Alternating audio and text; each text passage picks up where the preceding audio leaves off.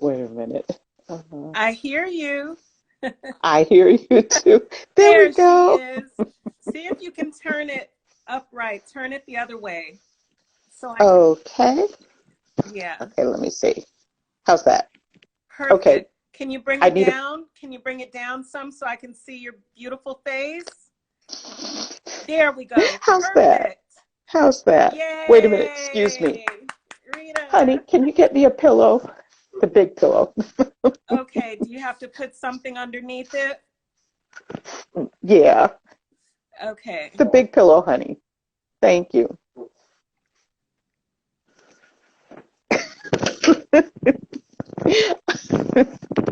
Yes. There we go. That's better. Yes. Can you bring your camera down a little bit more? There we go. Like that? Perfect. Oh, Yes. okay. Only if Beautiful. I hold it. Okay. Good afternoon, the Rita Williams Garcia. Good afternoon, DuEwa. So I would like, thank you so much for joining me. And I would like to read your biography before we get started, so my guests know that I have the award-winning children's and middle grade and author with me here on Nerdacity podcast, the IG edition, and I'm so excited about it. And so Rita Williams Garcia is the author of 11 novels for children and teens, including One Crazy Summer, which was a Newbery Honor book, a winner of the Coretta Scott King Author Award, a National Book Award Finalist, and the recipient of the Scott Odell Award. Congratulations, Rita Thank you Williams so Garcia. much. You are a phenomenal woman indeed. And how fitting with this time period that we're in. Oh, yes, a whole lot of phenomenalism going on. I'm Yes. just seeing these brilliant Black women just taking the stage and, proclaiming their voice and the truth. And I'm just glad to witness it and be a part of it. Yes, indeed. And we are so grateful for you. You've been inspiring us for many, many years. And your friend Free Like the Seagulls Bookstore IG says, hi, Rita. Hey! Thank you for joining us. And so, Rita, I want to congratulate you on, if those of you joining us can see, on your forthcoming novel, A Sitting in St. James. And this is forthcoming later in the spring. Is that correct? Yes, May 25th, as a matter of fact. Wow, May 25th. And so that is absolutely phenomenal. And this is quite a book here. I mean, did you find that it was a different baby than your previous babies, so to speak? Oh my goodness gracious. It was everything that it surprised me in every possible way.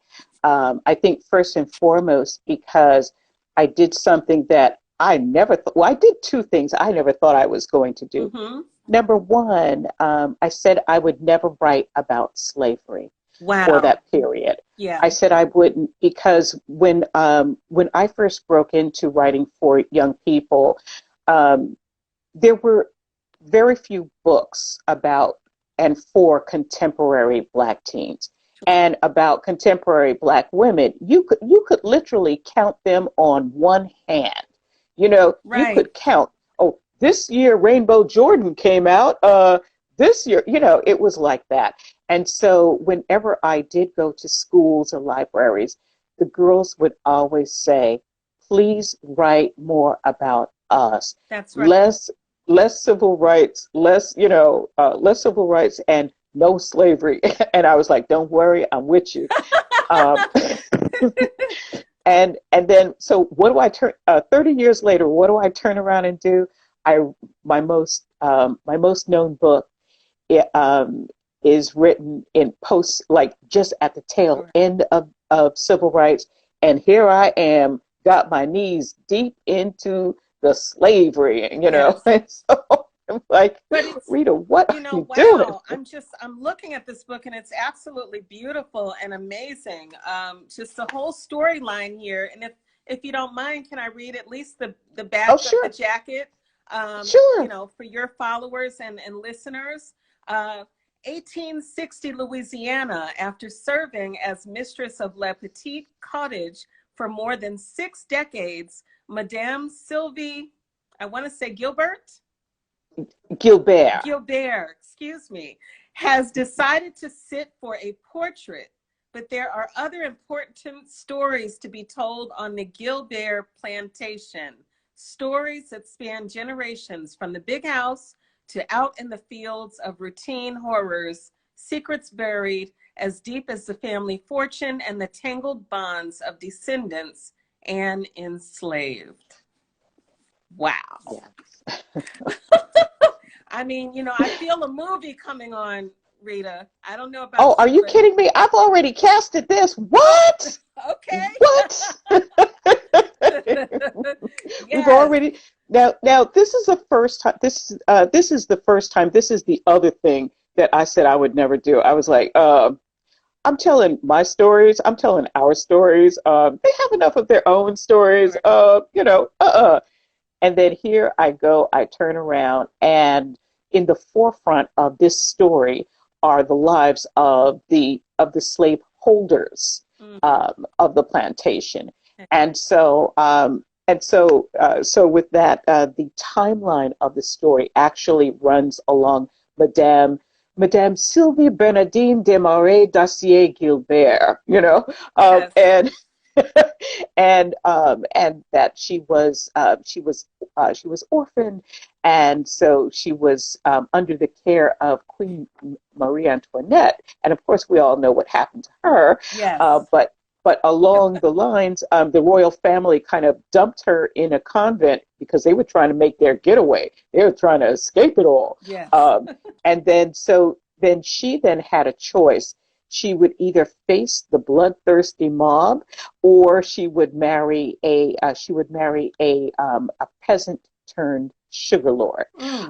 And so then from the French Revolution, they then go to the Haitian Revolution. They don't really quite know they're stepping into the Haitian Revolution, but that's where he has his plantation. And then from there, they come to the Louisiana Territory, because it wasn't a state yet. And so they because of the Louisiana Purchase and all of that, they get land grant, and so they build this plantation. And so now, 60 years later, then this is where the main story starts, where she has her son. Okay, so she, in my mind, is being played by Jane Fonda. Wow. Yes. Yes, because Jane Fonda speaks French, you know, Oh, and wow.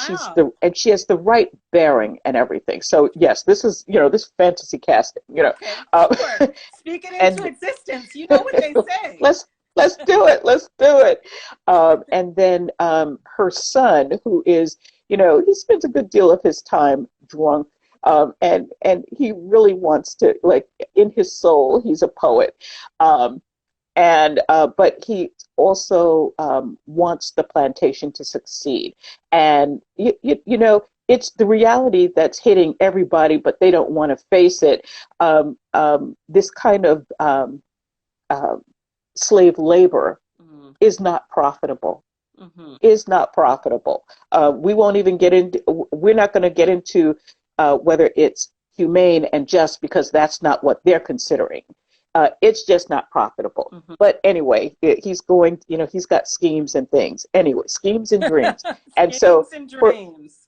And so he is being played, in my mind, by Bradley Cooper, because I hear Brad Pitt is already doing Water Dancer. So, bye. Anyway, Sure. so. But that So, doesn't mean he can't do a sitting in St. James also. He needs to make a coin too, you know. All right. But so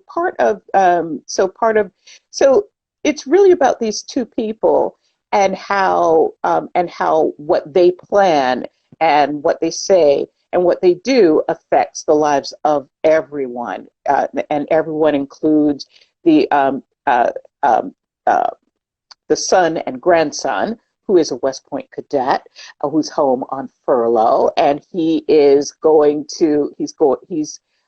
engaged to the colonel's daughter, but he's also in love with his fellow West Point cadet classmate, who's going to come down and visit. Now, so here's the thing. On a plantation, on really nice high-end plantation in Louisiana, you're going to have an apartment that's set aside from the main house. And that is where a boy from, say, maybe the age of 14 or so lives by himself. And so he and his classmate are going to spend furlough in the garçonniere together. Okay, so you have this relation kind of going on in kind of plain sight. And then of course, the Gilberts also have a daughter. She is a daughter taken. She is her mother was raped by Lucien. And trust me, I'm not giving away a whole lot. Such a mean There's read. a lot. Over 400 There's a lot, so I'm not pages. giving away a whole lot. I'm not giving away a lot. Okay. Anyway, so she has been shunted away in a school for the unfortunate. So now she's coming back, and she wants her place in the big house. Of course, her grandmother does not want her there, but her father has plans for her to marry this mulatto son of a grand plantation, and so everybody's lives are kind of wrapped up in what the Gilberts want. And so is it okay to ask you just how much research? I see you have a lot of French language in this book. Obviously, with it being Louisiana and quite a few Creole, I guess I would say, that population in the book. How much research did you have to gather for it? Okay, so what I had to do, because this is not my story, it's not my ancestral story, I actually just took a year off to do nothing else but the research. Wow. So it was a lot of reading and a lot of knowing. I had to, because if I was going to step into Lucien and Sylvie and all of the people there, I had to really know their lives. I had to know what it was to be a sugarcane planter, and everything from what kind of dirt what's the favorable soil. What are the kinds of things that they fear in terms of the weather and conditions?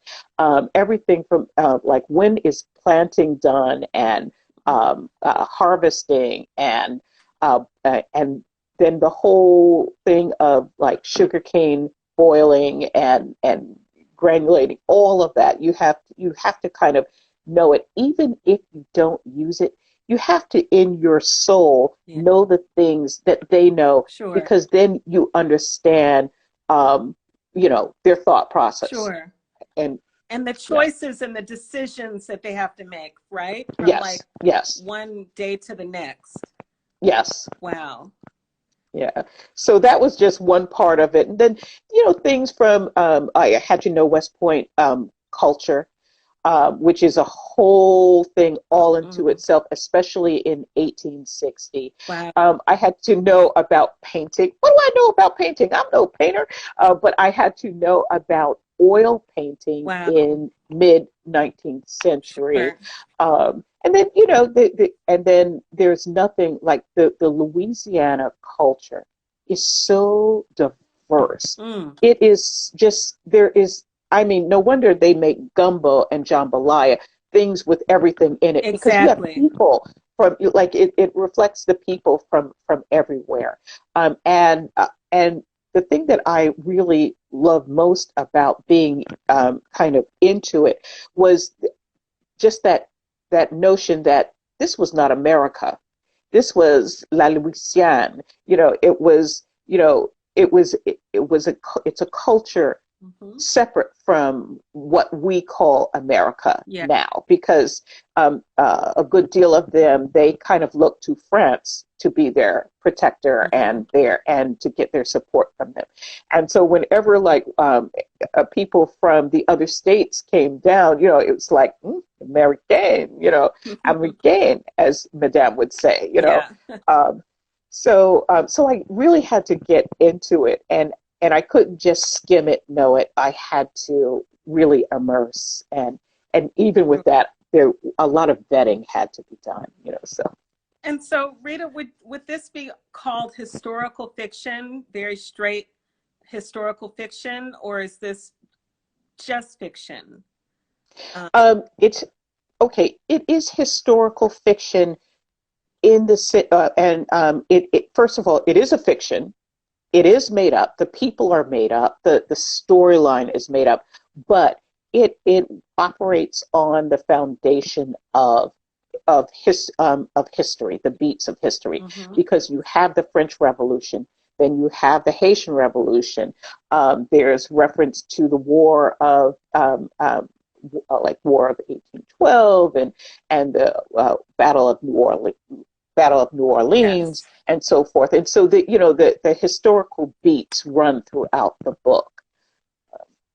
So that's wonderful. And so, it goes without saying that this, taking a year off to do your research, as well as research and writing, right? So it was like both hand in hand.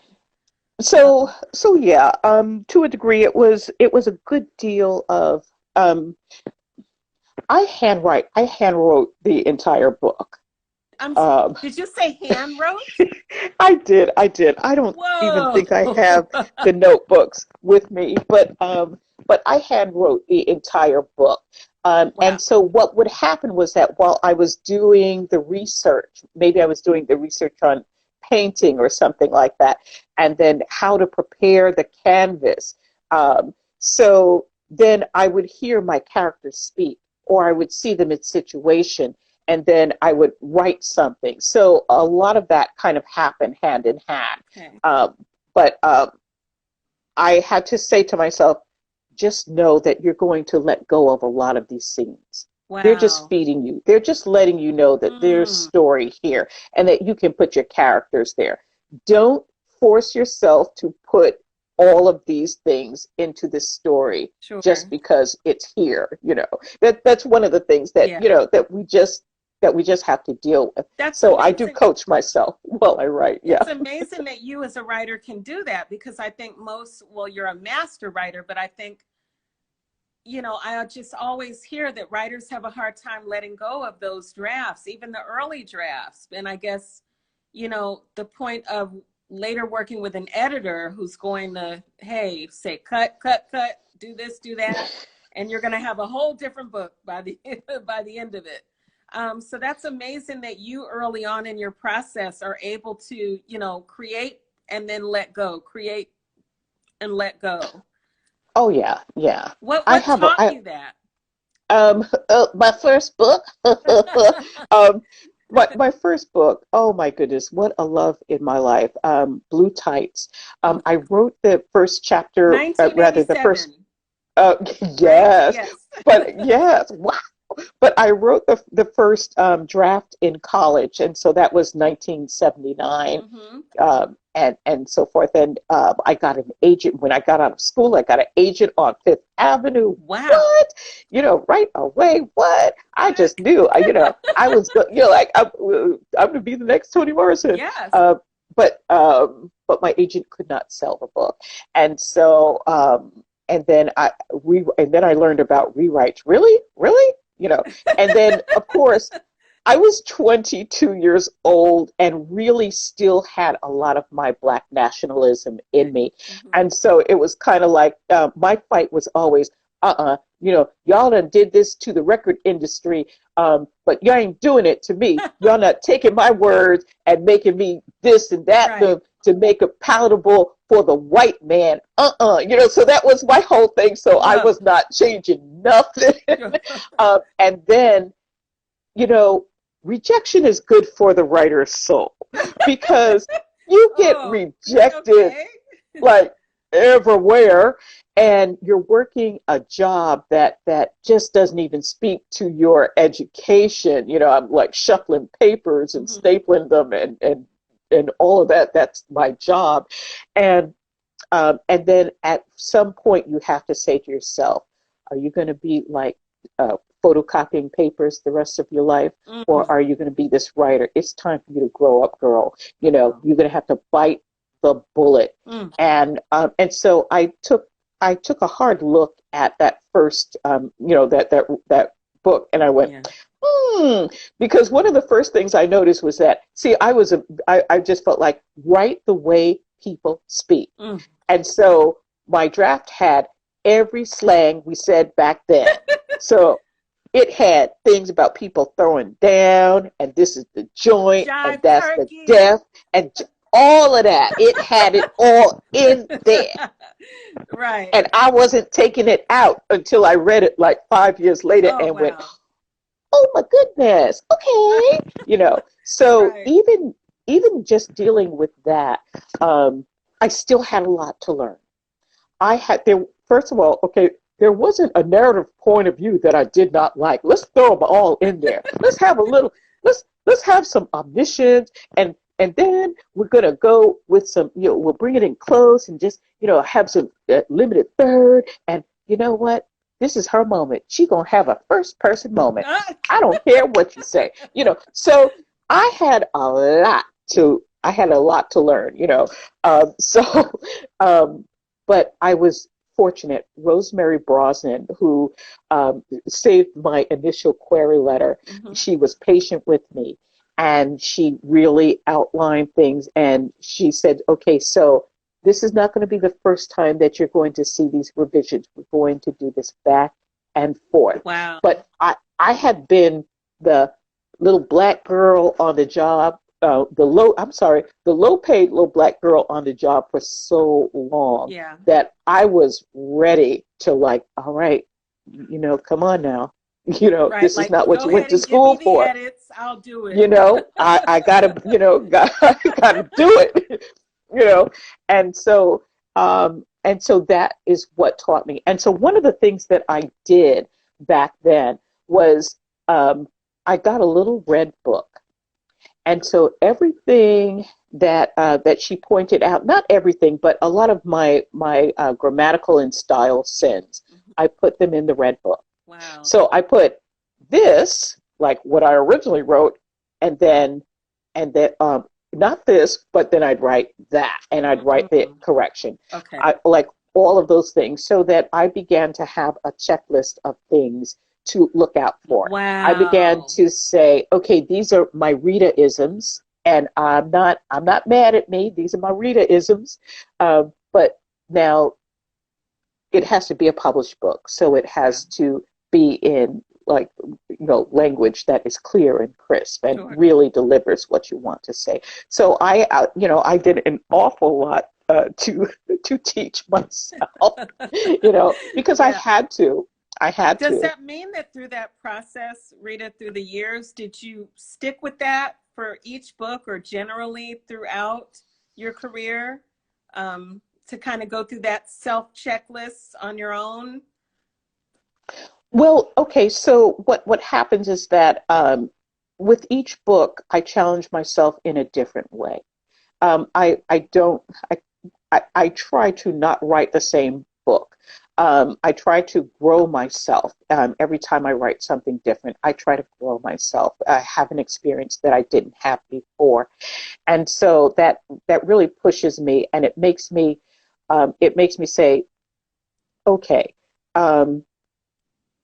here's a problem here, this, but where's this going? Or let's look at all of these things happening, let's make a picture of it. In some books, I have to make a kind of a picture of the story threads, just so that I can see how much weight I'm putting on each thing And is it really coming together?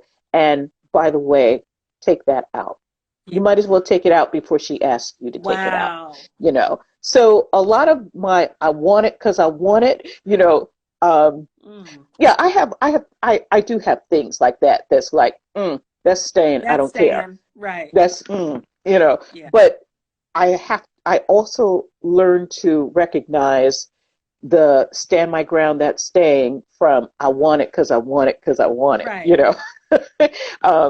And it's not really going anywhere, but I really want that in there. So is that a skill that you feel that all writers should have? In other words, know what your absolute stays are, but be willing to recognize those areas that you can let go of before your editor even sees it.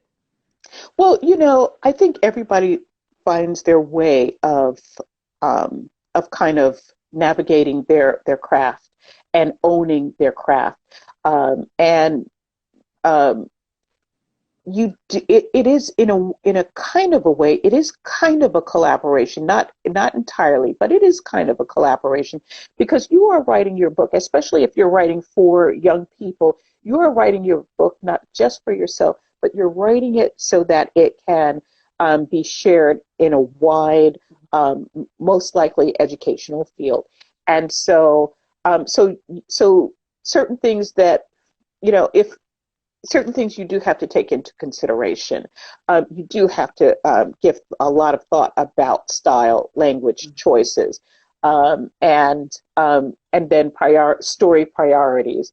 And you know, every book has its own mission, so you have to decide what that is, and then be very clear about that. You know, nobody is. Okay, so it's not like what I thought it was back when I was 22.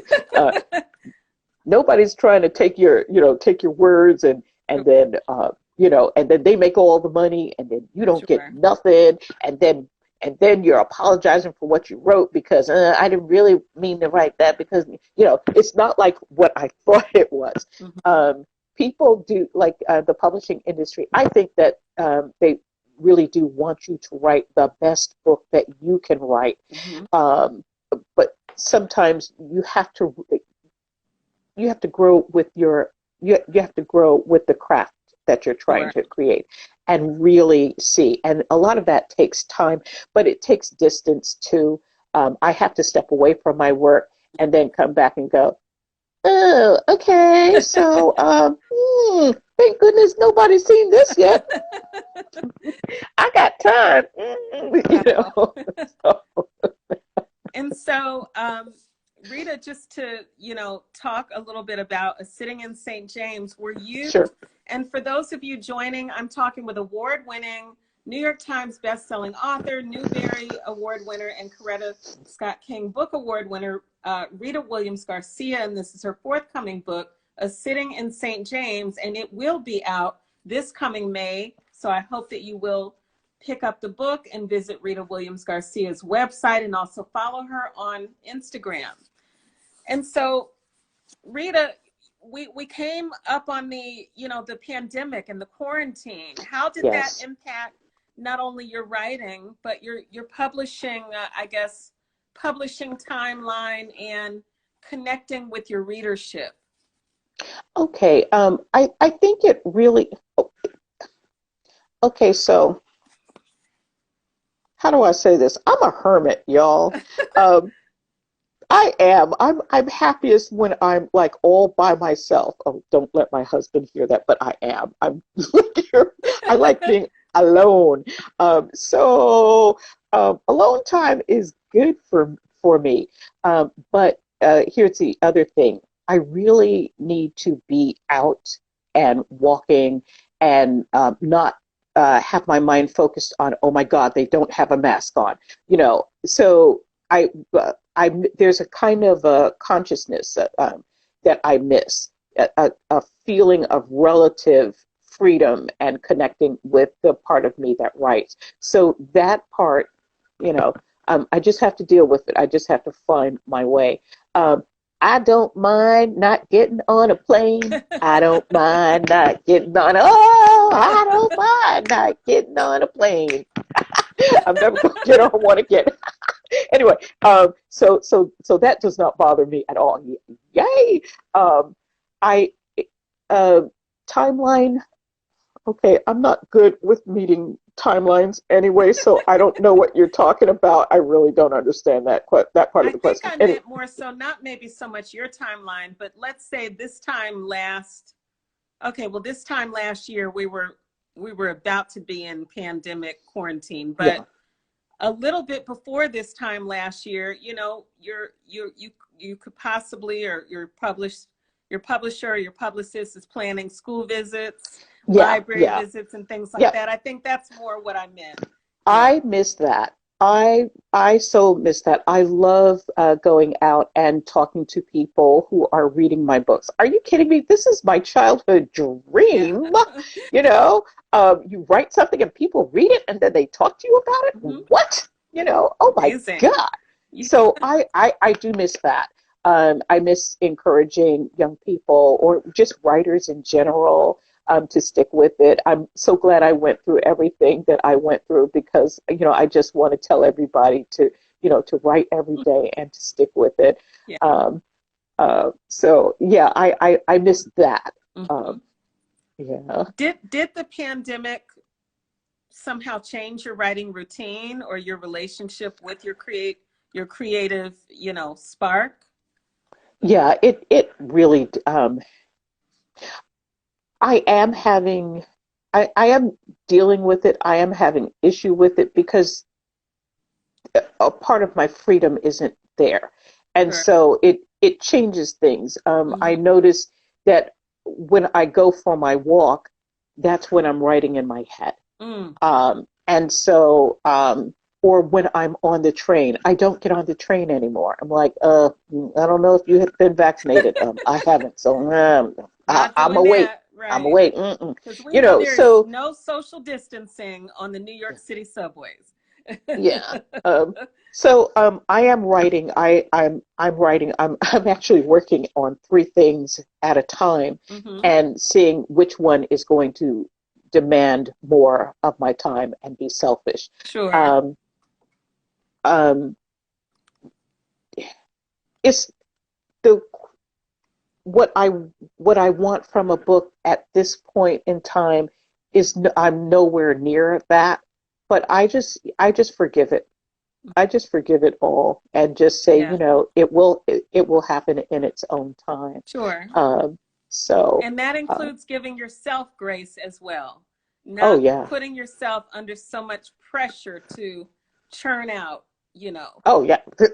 Yeah, right? Yeah. I mean, look at my 30-something-year-old career. If I was churning, I'd have like 60 books or something like that. But you know what, Rita, and especially to the people watching, Rita Williams Garcia, you have, you know, published a few books within each decade, and each, you know, there's been, you know, 1987, and then you had another one in early 90s, and then you had your No Laughter Here, 2004, and then One Crazy Summer. Those are 2 of my favorite books of yours. Yeah. Because those are, to me, those books, you know, if I can speak from a reader point of view, spoke to the little girl in me.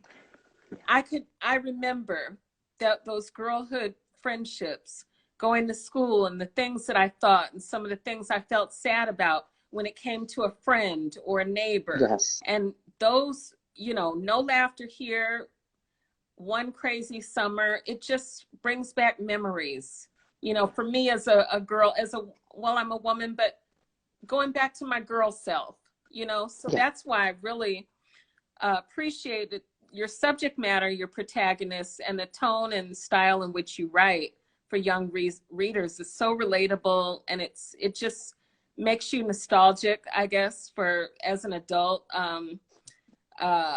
for those parts of your youth and what it was like going through those early friendships and things like that.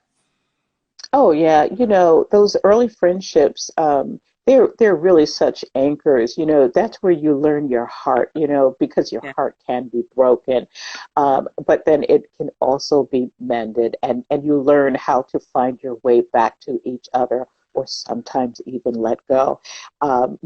We don't respect childhood friendships and relationships as we should, because they are such foundations for who we are. Um, and so when I think about Akila and Victoria, Mm. African American and And an African African girl, girl. Yeah. yeah, That was and special. Very I special. I had to write that because I grew up during that time Yeah. where, as African Americans, we were reaching out to the motherland for identity and for culture. And then I had friends in college, African friends in college, who said, but you will never be African. I was like, what? And wasn't that So kind of heartbreak? I mean, I that remember when was, I kind of was faced with that when I was younger, and it was just kind of heartbreaking. Like, wait a minute, you don't yeah, consider me an African? And they're like, yeah, honey, no. no. You is not, I don't know what you are, but you are nothing African. And I'm like, okay, thanks a lot. It was, yeah, it was a lot. But I like the fact that we have such divisions. In a way, we have our own histories, and yet we find connection. And there's nothing like those two girls. They are Yeah, magnets, even through the horror that has yeah. happened to Victoria. Mhm. And this is a thing. Yes, I do tell stories that are somewhat difficult.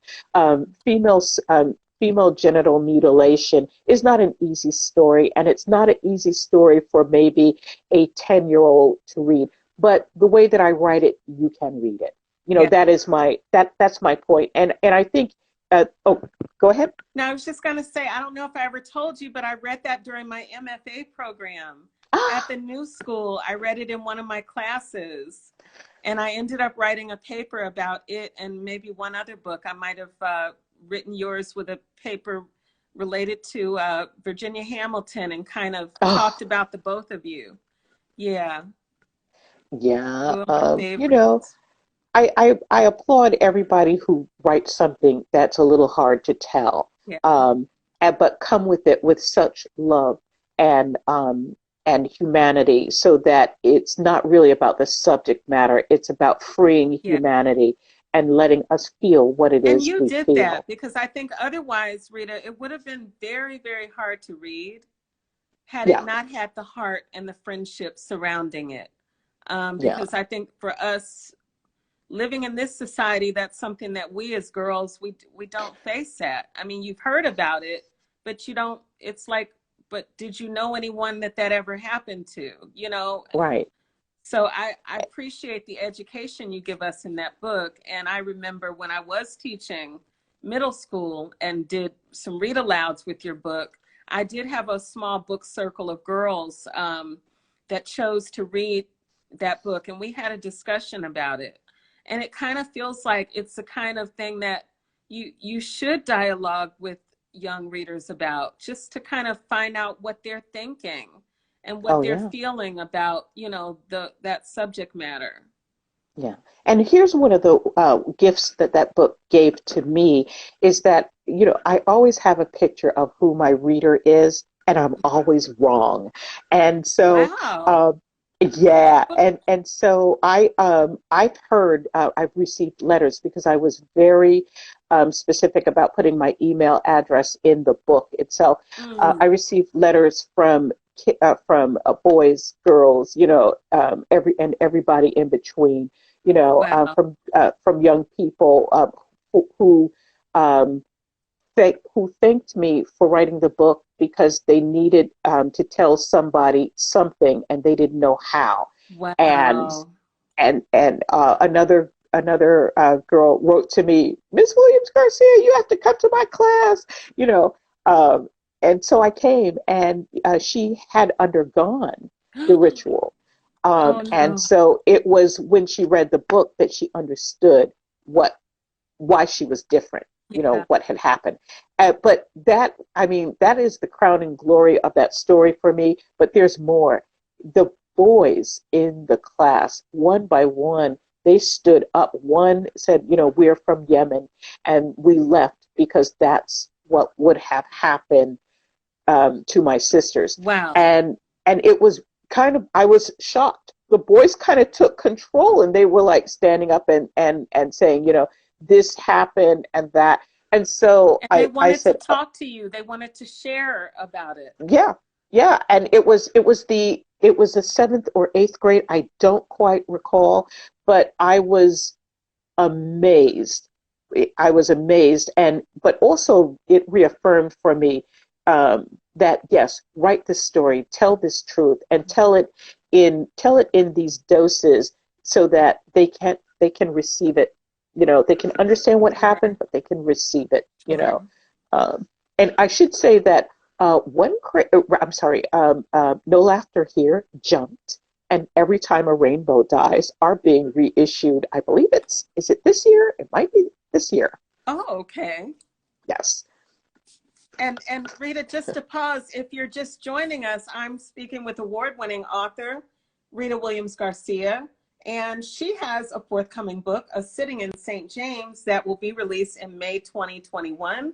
I hope you'll follow Rita on Instagram and also visit her website and find out about her updates. And so, Rita, I want to show you one other book that I have of yours that is a wonderful middle grade book. Do you know this woman? Clayton Byrd. That's my little boy. Yes. And I just love this cover. He's got his hat, his harmonica. I mean, he is cool. You better thank that Frank Morrison for that jacket. Yes. Frank is not playing, boy. Frank is not playing. Yeah. You know, what was it like to write a boy protagonist, Rita? Oh, you know, well, he's not my first one. After Blue Tights, I wrote Fast Talk on a Slow Track. Mm-hmm. But let me just get back to my little Clayton. You know, I just loved writing this story about him. And I have to say that in ways, my father and my husband kind of helped me in a certain way.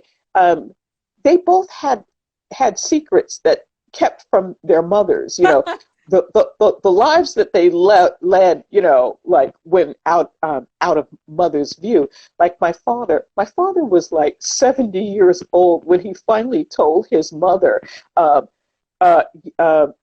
yeah, Mom, I was in the gang. I wasn't just in the gang. I was the leader of the gang, you know. Grandma always, not my son, you know, but Daddy was wilding out back then. But he was also, you know, like in the choir and washing dishes and doing what he was supposed to do. But he was out there doing the do. Yes. And then, you know, like my husband started telling me about all of his youthful hijinks, and I knew some of it because I kind of knew him back in the day. Right. But this stuff just made, at one point I had to say, honey, stop, please. I can't hear anymore. Can't hear anymore because I you're just starting can't. to look like a different person. I just can't. And so then it really kind of helped me say, okay, yes, so it is possible for this kid to have an adventure that his parents don't know about, you know. Well, okay, eventually they find out, but they don't know the whole of it. Right. You know. And so, Rita, for a middle grade story like this, how do you know when it ends? Because I don't know. I know for me, I would just write and never cut it off. How do you know when it ends? Are you kidding me? I come from the James Brown School of Funk and Fiction. I hit it and I quit it. That's right. Hit it and quit it. I'm going to remember that. I usually know because before I really start writing and things become chapters, I talk to myself, especially like either writing or walking. I talk to myself and I tell myself the story. And so that I can get the sense of what is the journey, where are they going? Where do they start and where do they go? And, and what happens along the way. Now, things change because I stay open, because sometimes a character comes out that I did not anticipate, and that character has an effect that then changes my plans, and I have to obey what's happening with the fiction. But basically, if I know who my character is, I know what they need. Yes. I know what they need. I know what makes them angry. I know where their fears lie. I know where their strengths lie. I know what's going on ticking behind that brain and inside that heart. Mm-hmm. And so that helps me to to get them to where they need to go. Yeah. Yeah. Yeah. I learned a hard lesson.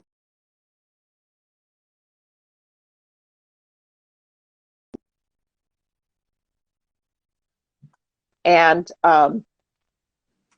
so I ended it, and it's a good end, but then the real end came to me like 6 months later. Yeah. And I think the story ends well. It's fine. But then I went, oh man, how do I get that perspective? How do I know? How do I trust myself? But I tend to take my time, and I try to step away from the work and then come back to it, and then I see it with fresh eyes, and I go, okay, you're forcing this. Yeah. Cut it out, Right. Or this is too slow here, or this is not taking you where, or whatever it is. I can see it with fresher eyes. Wow. And so, thank you for that, Rita. And so, you were teaching for quite a while with the Vermont Center of Fine Arts. Yes. Because I remember I tried to get you on a panel or some program for Harlem Book Fair some years ago. And I was in the residency. Said, my summer is all booked up. I was at the res. And so, will you go back eventually to teaching, or is that something? Okay, well, let me just say that I had worked. I had been working for this company for Interactive Market Systems, which is now a Nielsen company, I believe. Oh. I've been working for them for 25 years. And it was time for me to quit, because I was going to bed dreaming about data files and client profiles and permissions and stuff like that. Yeah. And I had books to write, but I just, the work, the job was in my head. Mm-hmm. So I remembered the late Norma Fox invited me to apply for a job at BCFA, and mm-hmm. so I did, and I got it, and it was the best thing to happen for me, because I'm so. I do have a master's mm-hmm. in creative writing, yes. but I'm very much self-taught. And I really needed a way to articulate what I know and to be able to pass it on. Sure.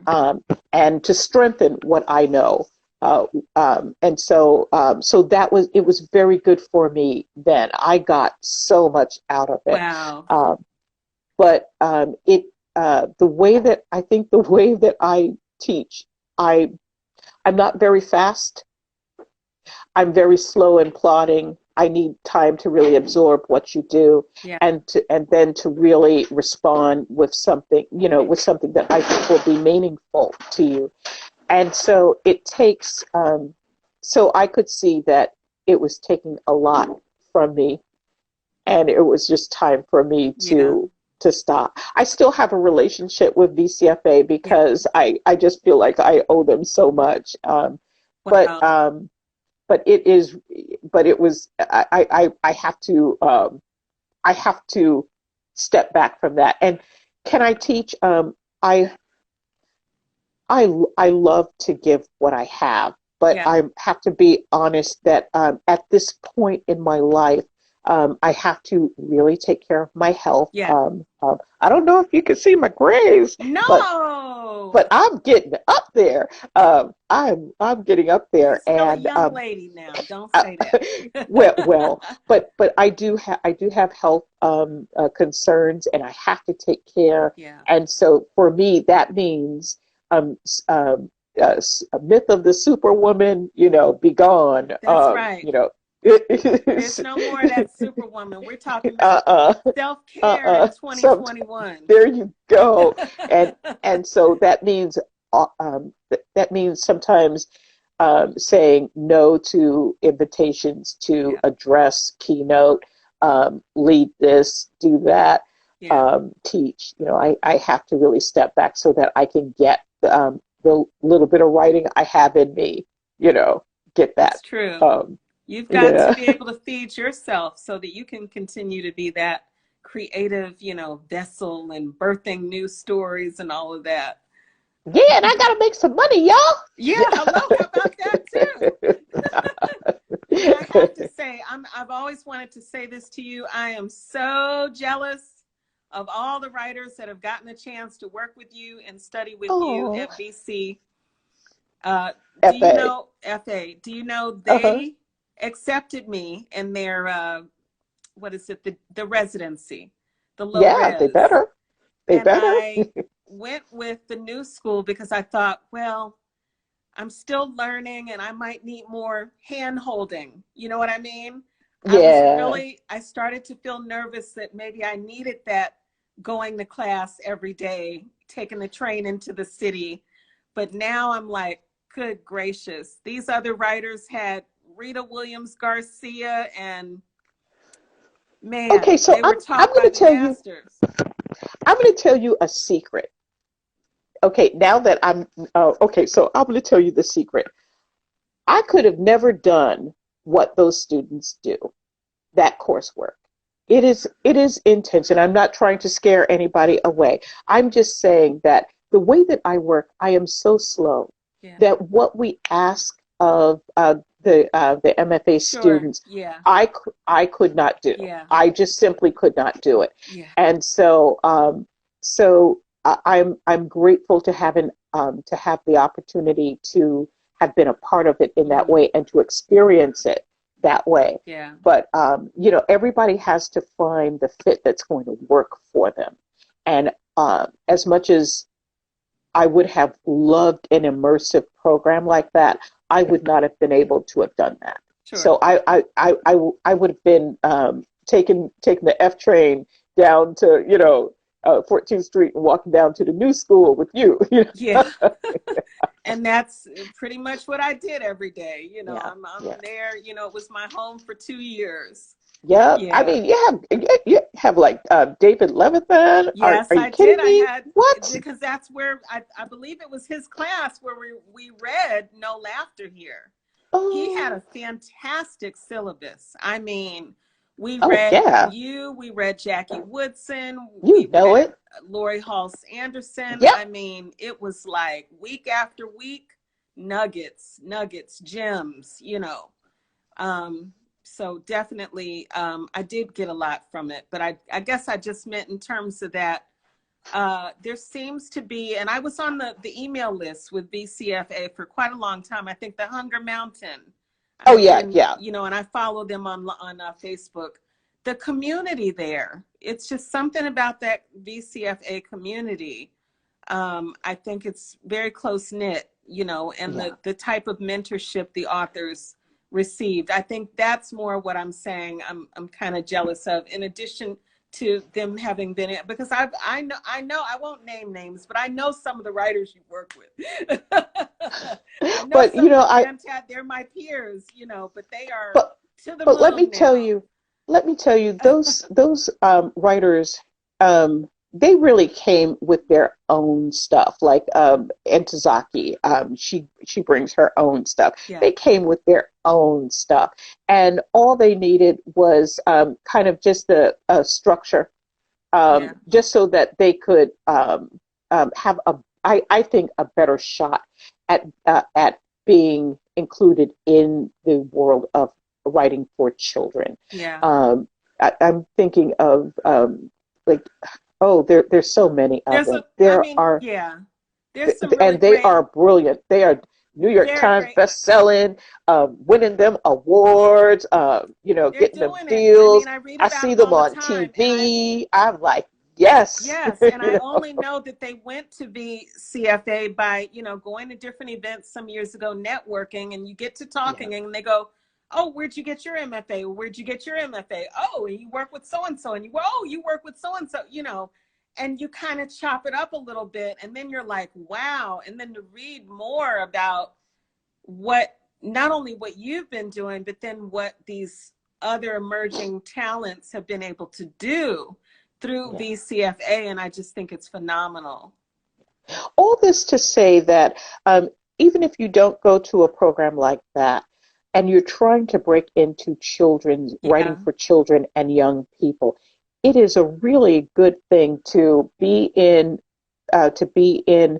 a kind of a environment where you can get good craft foundation, yeah, um, or just to really have those kinds of conversations about the writing craft per se. Not so much about editorial about sure. your story, but about the craft. We need that in the worst way. Yeah, It's like me. I know I could write. I'm born writing. I know I could write, yes. but I I really needed to have a better sense of structure and how to make my voice really pop and be sharp and clearer and less fuzzy, less vague. So it might not be in an MFA program. It Yeah, might be in a community learning program or a one-on-one mentorship with someone. But take that opportunity if you can get it. Help grow your craft, and it will do wonders for your ability. Because let's face it, uh, now more than ever, a lot of editors, publishers, they really want to publish diverse books, yes, but they might not have the time or the resources to give an emerging writer such as myself, as I was 30 something years ago, the time that Rosemary gave me, the notes, yeah. okay, so we're going to go through this book a couple of times. Wow. What? They might not have the time to do that. Yeah. Okay, Okay. so grow yourself as much as you can. Hmm. That's wonderful advice. Wow. Well, Rita, can you please tell me, what's next for you, and how would you like us best to support you with your May release of A Sitting in St. James? Okay, what's next for me? Yeah. Okay, so I do have a book that will probably maybe it'll come out next year. It is a gaming novel. I wrote it directly after One Crazy Summer, but it was written kind of in high coded language, Wow. um, and so it was like I thought it was brilliant. I loved it, but Yes. who could read it? No one. So I've taken the time to sit down and okay, Rita, let's make this into English. All Um, right. so that might be coming next. That gets to feed my nerdy side. Back in the day, I was the original Queen's Gambit. Wow. Yeah, Yes. rather not was but played. Now I Played. was more, Yeah. yeah. Your So one of okay. your followers, Rita, Harlem Portland, says Rita with exclamation points and a heart, and they All said right, great advice. I all agree. righty then. Thank you for joining. And Thank you all. Rita, and so how can we best support you and follow you with the release of your forthcoming book, A Sitting in St. James? Okay, so I will be, if I have not done so, I think I did, but I'll do it again. I will be sending out like notices to pre-order a sitting, and right into like Hulu and Prime and whatever. Make this into a book, into a mini series. Exactly. Yay! Netflix, Netflix, HBO Max. Sure, why not? Yeah. No. Yeah, but no. Pre-order is Rita, is I'm great. sorry. Harlem Port, she says, this is Renee Watson. Rita, congrats on your new book.